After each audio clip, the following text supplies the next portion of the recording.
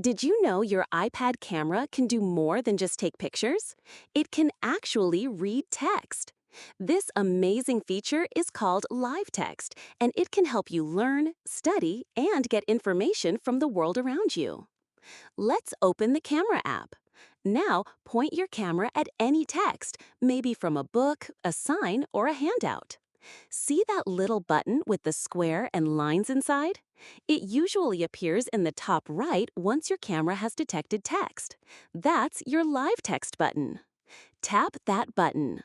Instantly, your iPad finds the text and it becomes selectable.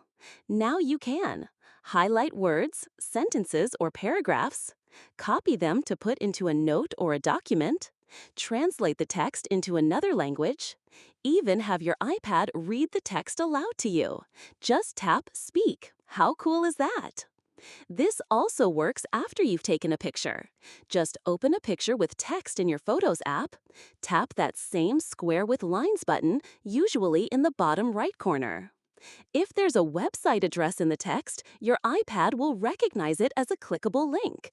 No need to type it all out, just tap it and your iPad will open the website.